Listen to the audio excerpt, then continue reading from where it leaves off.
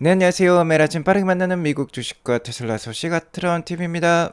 최근 미국장이 안 좋은 가운데 오늘은 다우지수마저 떨어졌는데요. 그럼에도 불구하고 테슬라는 오늘 잘 버티는 모습을 보여주었습니다. 테슬라 에너지 사업이 지금 대박 행진 중에 있는데 이러한 에너지 사업의 가치가 지금 주가에 계속 반영이 되고 있는 것 같습니다. 그리고 기가 상하이가 풀캐파로 가동 중에 있어요. 그리고 바이든이 일론 머스크를 인정을 하기 시작했습니다. 이 점 같이 알려드리도록 할게요. 미국 증시 상황부터 살펴보고 가도록 하겠습니다. 제가 최근에 러셀 2000의 반등세가 커서 이렇게 4대 지수로 보여주고 있는데 러셀 2000의 몸집은 되게 작은 편이에요. S&P 500의 야간 시가총액으로 따졌을 때는 15% 수준밖에 안 될 것으로 판단이 됩니다. 자, 아무튼 어저께 다우가 4만 1000선을 넘어서면서 사상 최고치를 경신을 했는데 오늘은 1.29% 하락을 하면서 가장 많이 떨어지는 모습을 보여주었어요. 오히려 나스닥이 0.7% 하락하면서 다우 대비 선방하는 모습을 보여주었는데, 자, 그 이유는 반도체 주가가 좀 힘을 냈기 때문입니다. 엔비디아 오늘 2.63% 오르고 브로드컴도 2.9% 오르고 반도체 주가가 좋은 모습을 보여주었는데, 자, 이는 TSMC 글로벌 1위 파운드리 회사죠. 자, 이 회사가 2분기 실적 발표를 했는데 굉장히 좋은 실적이 한 번 더 나왔습니다. 매출액은 전년 동기 대비 40%나 증가, 사상 최고치였고요. 순이익도 전년 대비 36%나 증가를 했어요. 아무래도 아직까지는 AI발 반도체 실적이 계속해서 크게 작용을 하고 있다라는 게 나오고 있습니다. 이렇게 되면 엔비디아 실적도 좋을 수밖에 없겠죠. TSMC가 엔비디아보다 항상 1개월 정도 빨리 실적을 발표를 하는데 TSMC의 실적의 많은 부분이 엔비디아로부터 나오고 있습니다. 엔비디아로부터 주문을 많이 받았다라는 건데 TSMC 실적이 좋다라는 거는 엔비디아 실적도 좋다라는 뜻이 되기 때문에 8월 15일에 있을 엔비디아 실적 발표도 한번 기대를 해볼 만할 것 같아요. 하지만 엔비디아의 2분기 실적 발표는 TSMC 실적이 좋기 때문에 당연히 좋을 수 있겠지만 문제는 3분기, 4분기 내년 가이던스가 되겠죠. 젠슨 황 CEO가 내년이나 하반기 가이던스에 대해서 어떻게 제시할지에 따라서 역시나 크게 좌지우지 될 수도 있겠습니다. 최근에 나스닥이 일봉 차트를 보면 긴 기간 동안 상승을 이어오면서 이 장기 이편성들과 괴리가 많이 벌어졌고요. 쉬어갈 만한 구간이 도래한 것 같습니다. 자, 일단 여기 51선이 놓여있는 17,400선까지 실지, 201선이 놓여있는 15,600까지 실지 그 누구도 장담을 할 수는 없습니다. 아무래도 나스닥 주가 향방은 다음 주에 달려있다라고 볼 수 있겠고요. 다음 주에 테슬라부터 마이크로소프트, 알파벳, 자, 이런 굵직굵직한 나스닥을 이끌고 가고 있는 기업들이죠. 이 기업들의 실적과 향후 가이던스 발표에 따라서 나스닥 주가가 반등을 할지 아니면 더 주저앉을지가 결정이 될 것 같습니다. 자, 그리고 다우지수 차트를 보시면 최근 4만 1000선을 넘어서면서 최고치를 경신했어요. 자, 그렇기 때문에 다우지수도 오늘 차익 매물이 출회가 되면서 쉬어가는 흐름을 보여주었고요. 최근에 나스닥이 오르면 다우가 쉬어가고 다우가 오르면 나스닥이 쉬어가는 모습이기 때문에 다우 지수 역시 다음 주에 많이 달려있다라고 볼 수 있겠습니다. 다음 주 이렇게 빅테크와 테슬라의 실적이 좋아서 나스닥이 치고 올라가면 다우도 또 쉬어가는 모습이 나올 수도 있겠죠. 반대로 나스닥 기업들이 좋지 않은 실적을 발표해서 나스닥이 더 주저앉으면 다우는 상대적으로 더 잘 버틸 수 있을 것으로도 판단이 됩니다. 자, 그리고 오늘 장에는 지난주 신규 실업보험 청구자 건수가 발표가 되었는데 24만 3천 명이 나오면서 직전주에 비해서 2만 명이나 증가하는 모습을 보여주었어요. 예상치도 상회하는 모습을 보여주었습니다. 미국의 고용 상황이 둔화가 되고 있고 실업자가 증가하고 있다라는 것인데요. 자, 차트를 보시면 이 5월 달부터 이렇게 기조적인 상승세가 나오고 있어요. 실업자가 증가하고 있다라는 겁니다. 매달 발표되는 고용보고서 상에서도 실업률이 올라가고 있죠. 최근에 발표된 게 4.1%까지도 올라왔습니다. 자, 이러한 고용 상황 둔화는 향후 미 연준의 금리 인하 가능성을 더 높일 수 있어요. 오늘 새벽에 확인해본 9월달 금리 인하 확률은 98.1%로 어제와 동일한 확률입니다. 트럼프 전 대통령이 연내 금리 인하 할 필요 없다라는 듯이 으름장을 놓았지만 시장의 분위기는 아직까지는 연내 금리 인하 확률로 더 가까워지고 있는 것 같습니다. 연내 시장은 두 차례에서 세 차례까지도 금리 인하를 기대를 하고 있는데요. 계속해서 고용, 물가 그리고 정치권의 발언들을 살펴보면서 이를 트래킹해 볼 필요가 있을 것 같습니다. 테슬라는 금일 0.29% 상승한 249.23불로 마감을 했어요. 애프터장에서는 250불 이상으로 올라가고 있는데요. 자, 250불대를 어떻게든 지켜내려는 듯한 안간힘을 쓰고 있습니다. 현재 이미 주가는 그간 2년 반 넘게 이어져 이렇게 하락 추세선을 시원하게 뚫어낸 다음에 약간은 횡보하는 모습이 나오고 있어요. 너무 그간 급하게 올랐기 때문에 당연히 쉬어가는 흐름이 나올 법합니다. 아마 이러한 흐름은 역시나 다음 주 23일까지 이어질 수 있을 것 같아요.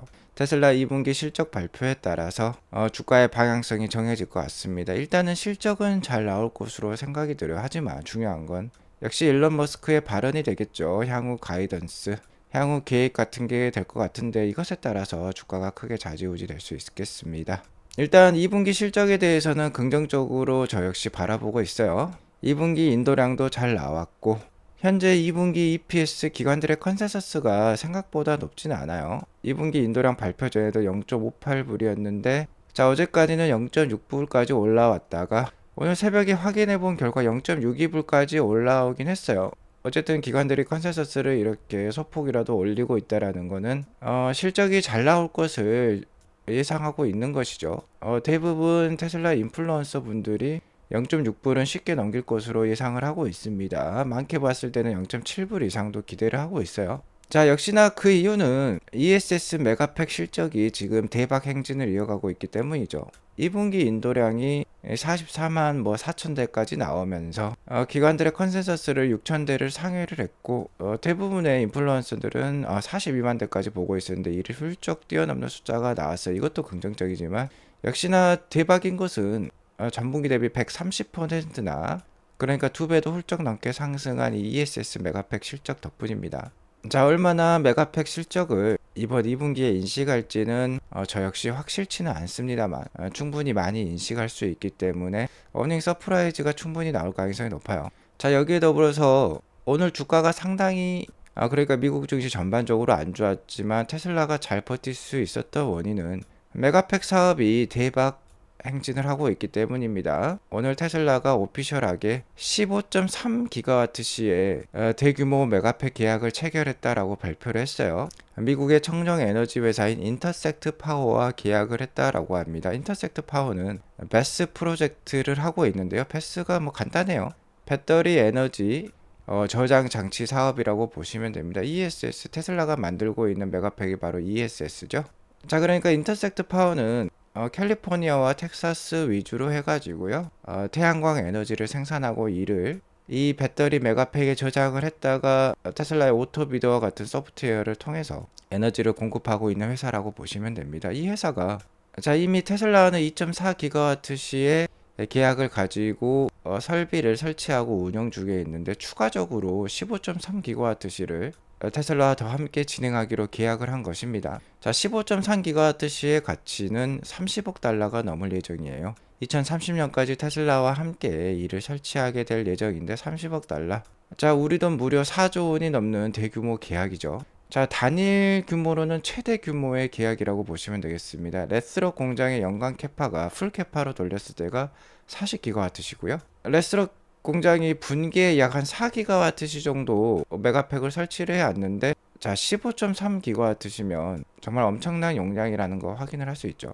테슬라의 한 3개 분기가 넘는 그런 메가팩 실적을 이렇게 단 한 번의 계약으로 따냈다라고 보시면 될 것 같습니다. 자, 이를 한번 수익으로 계산을 해 볼게요. 테슬라가 작년에 차량 인도를 181만 대를 했습니다. 최근에 모건 스탠리의 계산에 따르면요, 15.3기가와트시는 약 차량 판매량 39만 대의 영업이익 규모와 같다라고 해요. 자, 그러면 39만 대를 181만 대로 나누어 보면 작년 차량 판매량의 21.5%에 달하는 그 영업이익에 달하는 규모의 계약이라고 볼 수 있겠습니다. 그러니까 이번 한 번의 계약으로요, 차량 판매량을 20%나 넘게 성장시켰다라고 보시면 되겠어요.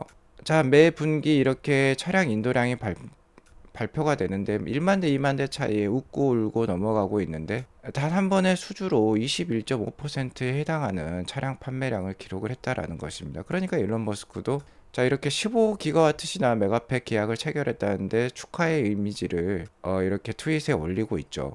메가팩 사업에 그러니까 ESS 사업의 성장이 더욱더 기대가 되는 거는 매출의 성장이 곧 이익의 성장으로 곧바로 직결이 되고 있기 때문이에요. 최근 ESS 사업의 그로스 마진율이 25%를 넘어서면서 자동차 그로스 마진율이 지금 16%인데 이것보다도 훨씬 높은 마진율을 기록을 하고 있어요. 자, 그러니까 이렇게 대규모 계약이 반가운 것입니다. 한금알을 낳는 거위가 되고 있는 사업인데, 자, 이렇게 매출액 성장이 눈부십니다. 자, 1분기에 메가팩 사업으로 만들어낸 에너지 수익이 403밀리언, 그러니까 우리 돈 뭐 6천억 원 가까이 달하는 그런 순수익을 만들어냈는데, 자, 이번 2분기에는 메가팩 실적이 2배가 훨씬 넘었죠. 130%나 상승을 보여주었습니다. 자, 그러면 이번에 메가팩에서 만들어낼 순수익은 막 여기까지도 올라갈 수도 있을 것 같아요. 이 그래프대로라고 하면은 매출액 성장이 바로 순이익 성장과 맞물리고 있습니다. 이 빨간색 선이 메가팩 사업의 수익이 되겠는데요. 그러니까 프로핏, 그러니까 순수익이 되는 겁니다. 이게 2분기에는 여기까지 올라가서 뭐 800밀리언에 달할 수도 있을 것 같아요. 그러면은 거의 1조 원 가까운 수익이 이 ESS 메가팩에서 나올 수 있겠다. 그러니까 이번 실적 발표 때는 메가팩 ESS 사업의 수익이 얼마나 나올지 이게 중요하다고 볼 수 있겠습니다. 저기 제가 계산해 놓은 게 거의 1빌리언, 그러니까 1조 원 가까운 수익이라고 볼 수 있겠죠. 이렇게 수익도 좋은 가운데 15기가와트시나 계약을 체결했다라는 건 정말 고무적이라고 볼 수 있겠는데요. 메가팩 사업의 성장률이 지금 자동차 성장률을 훨씬 초과하고 있어요. 전년 동기 대비 성장률이 이렇게 조그맣게 쓰여 있지만 숫자들이 어마무시합니다. 전년 동기 대비 매 분기 성장이 뭐 70%, 200%, 70%, 90%, 150%, 300%뭐 이런 식으로 올라가고 있어요. 천문학적인 숫자들이 계속 성장률로 찍히고 있습니다. 물론 메가팩 사업이 B2B다 보니까 계약한 회사와의 일정 조율이 중요하겠죠. 그래서 이렇게 마이너스 성장을 기록하는 그런 분기도 있습니다. 하지만 전반적으로 우상향 추세이고 요번에 이렇게 대박 실적이 나와버렸죠. 자, 이러한 상황에서 자, 이런 대박 수주가 있었고요. 여기로 더불어서 테슬라 미국 홈페이지에 들어가 보면은 메가팩과 관련된 딜리버리 데이트가 나오고 있는데 가장 빠른 시기가 내년 2분기예요. 그러니까 충분한 먹거리를 지금 가지고 있다라고 생각해 보시면 좋겠습니다. 오더 백로그가 아주 충분해요. 근데 여기에 더 대박인 게 내년부터는 레스롭, 그러니까 미국 캘리포니아 공장뿐만 아니라 중국 상하이 공장까지 함께 돌아간다라는 것입니다. 캐시카우가 더블이 되는 거죠. 자, 그러면 이번 분기 거의 1조 원 가까운 메가팩 수익이 날 수 있겠는데, 순수익이 마진이 날 수 있겠는데, 자, 이제 중국 공장도 중국 메가팩 공장도 풀캐파로 돌아가면 분기당 2조 원의 순수익이 나올 수도 있다라는 계산이 들어요. 자, 그러면 자동차 마진뿐만 아니라 메가팩에서도 의미 있는 순이익, 테슬라 전체 순수익의 30에서 50%까지도 아마 한 2, 3년 후가 되면은 이 메가팩 사업이 책임을 질 수도 있을 것 같습니다. 이러니까 테슬라 장기 투자가 필요하다라고 볼 수 있겠죠. 특히 AI 서비스 센터, 데이터 센터 이런 것들이 우후죽순 생기면서 투자가 활발해지면서 엔비디아 주가가 이렇게 천정부지로 올랐는데요. 엔비디아의 뭐 H100 이러한 GPU를 돌리려면 엄청난 전력이 필요합니다. 그리고 이러한 전력을 이제는 친환경 에너지로 뒷받침해야 될 건데 이 ESS 메가팩 사업은 구조적으로 커질 수밖에 없겠다라고 말씀을 드릴 수 있을 것 같아요. 메가팩 사업의 성장률이 정말 눈부시기 때문에 중국 공장까지 내년에 돌아가게 된다라고 하면 테슬라가 모델 Y 덕분에 2019년에서 2021년 뭐 하반기까지 주가가 정말 10배도 넘게 올랐었는데 이러한 급등이 이 메가팩 사업의 눈부신 성장으로 재현이 될 수도 있겠습니다. 자, 그리고 제가 어제 사이버 트럭의 2분기 판매량이 전기 픽업 트럭 1위에 등극했다라고 말씀을 드렸죠. 미국에서 전기 픽업 트럭 판매 1위를 했다라는 건 세계 1위를 했다라는 뜻과 동일합니다. 픽업 트럭의 나라가 바로 미국인데요. 자, 이렇게 작년 4분기에 미미하게 50대로 시작을 했는데 올해 들어서 이제 캐파가 올라오니까 바로 1등에 등극을 해버렸어요. 자, 그리고 포드 라이트닝이 2등인데 연간 25만 대 생산 캐파까지 지금 내년이 되면 이를 것입니다. 그러면 이 격차는 더욱더 커지겠죠. 내년 25만 대까지 등극을 하면 이제 분기당 5만 대 이상 팔리는 사이버 트럭을 목격할 수 있겠는데 포드의 F150 라이트닝이 많이 팔려봤자 분기당 1만 대 수준이에요. 자, 이렇게 되면 나머지 모든 차를 더하더라도 사이버트럭 한 개 모델의 판매량이 못 미칠 것 같습니다. 사이버트럭의 판매는 내년에도 지속이 될 것 같은데요. 자, 그 이유는 이제 사이버트럭도 FSD 자율주행이 되기 때문이죠. 사이버트럭은 차체가 매우 크기 때문에 안전사양이 더욱더 잘 갖춰져야 되고요. 자, 이에 따라서 FSD 기술이 필수가 될 수 있습니다. 자, 그리고 12.5부터는 사이버트럭에도 FSD가 들어갈 것으로 일론 머스크가 확인해 주고 있는데, 최근에 이미 암암리에 12.5가 풀린 듯한 이야기가 나오고 있어요. 자, 그리고 이 버전 12.5부터는 진정한 단일 스택의 FSD가 구동이 될 것으로 일론 머스크가 얘기를 하고 있습니다. 자, 현재까지 나온 버전은 12.4.5 정도인가요? 그 정도까지 나와 있는데, 자, 아무래도 8월 달이 되기 전에 12.5가 나올 수도 있을 것 같은데요. 테슬라 FSD 버전 11까지는 엔드-투-엔드 AI가 아니었습니다. 코딩 30만 줄이 포함이 돼가지고 인간의 명령에 따라 수동적으로 FSD가 움직였다라고 하면 버전 12부터는 진정한 엔드-투-엔드 AI. 자, 그러니까 코딩이 하나도 없이요, 스스로 학습해서 비디오 데이터를 스스로 학습해서 계속해서 자율주행을 추구하는 그러한 방향을 보여줘서, 하지만 단일 스택은 아니었습니다.